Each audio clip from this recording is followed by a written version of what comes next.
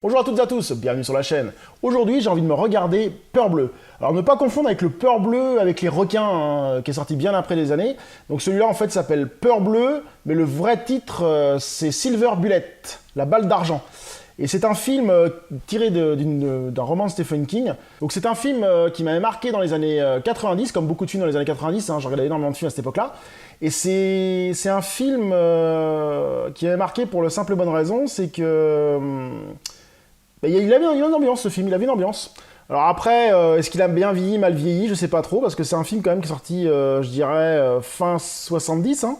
Je sais pas la date exacte. Est-ce qu'on l'a là-dessus? Non, je vois pas. Je mettrai ici la date. Je mettrai ici la date pour voir. Et voilà, donc on va lire un peu de quoi ça parle.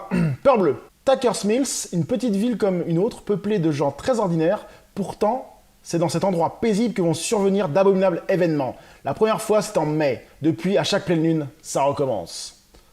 Une plongée vertigineuse dans une nuit fantastique, d'après l'œuvre du maître de la peur et du suspense Stephen King. Un film électrochoc qui multiplie par 10 la dose des frissons et d'effets spéciaux à vous couper le souffle. J'aime bien des fois les pubs, les mecs, ils te rajoutent des trucs de ouf. Donc moi j'en ai un très bon souvenir, on va voir tout de suite si ça a bien vieilli ou pas, parce que je pense que je l'ai pas eu depuis 20 ans encore ce film. Donc c'est parti. A few moments later. Donc je viens de me finir Peur Bleue. Bon film, hein, un film bien sympa, un film typiquement des années 80, on retrouve l'ambiance, on retrouve des personnages, on retrouve les choses qui font des films des années 80, c'est-à-dire une touche de je sais pas quoi, une touche de choses qui ne se font plus maintenant. Avec peu de moyens, j'avais l'impression qu'ils arrivaient à faire des trucs de ouf.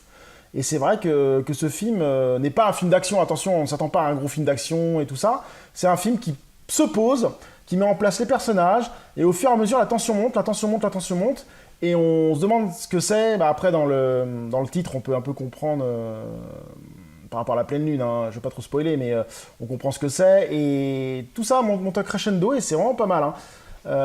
Jusqu'à une fin sympa. Non, franchement, ça reste un très bon film à voir. J'ai passé encore un très bon moment à voir ce film, hein. Bien sûr, attention, la qualité DVD est dégueulasse. On dirait une vieille VHS. Je crois qu'ils ont fait une copie d'une VHS vers le DVD, rien de plus. Et c'est bien dommage.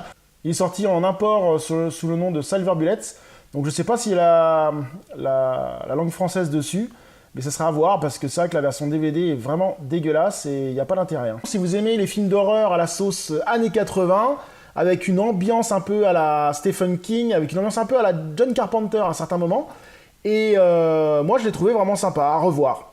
Sympa à voir. Ça, si vous voulez passer un petit samedi soir horrifique avec du popcorn dans votre chambre dans le noir, ça peut vous mettre dans l'ambiance et ça peut vous donner envie de voir ce film. Donc voilà, c'était Peur Bleue que je vous conseille chaudement si vous avez l'occasion un jour de le voir. Et je vous dis à très bientôt sur la chaîne. Salut!